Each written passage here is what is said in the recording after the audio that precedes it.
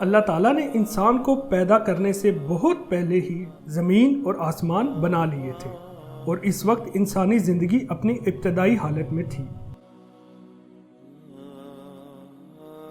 حضرت آدم اور حضرت حوا جب زمین پر آباد ہوئے تو ان کے ہاں کئی بچے پیدا ہوئے۔ ان میں 2 لڑکوں کے نام حابیل اور قابیل تھے۔ قابیل عمر میں بڑا تھا، وہ کسان تھا اور فصلیں اگاتا تھا۔ حابیل ایک چرواہا تھا اور بھیڑ بکریاں پالتا تھا۔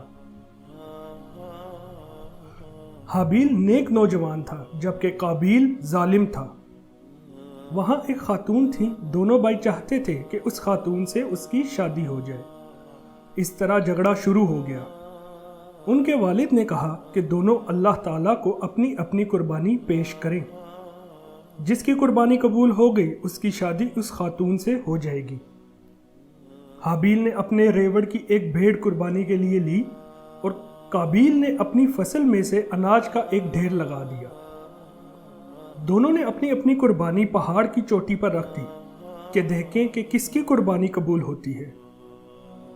آسمان سے ایک آگ آئی جس نے حابیل کی بھیڑ کو جلا ڈالا۔ قابیل کے اناج کا ڈھیر ویسے ہی پڑا رہا۔ اس کا مطلب تھا کہ حابیل کی قربانی قبول ہو گئی اور قابیل کی قربانی قبول نہیں ہوئی۔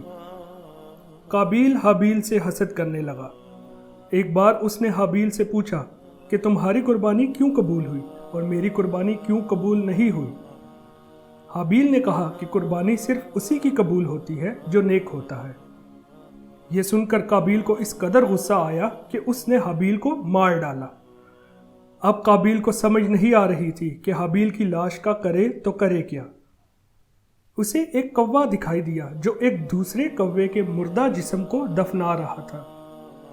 قابیل نے بھی حابیل کی لاش کو زمین میں دفن کر دیا۔ اللہ تعالیٰ نے قابیل کو اس کے جرم کی سزا دی اور اس کی باقی عمر عذاب میں گزری۔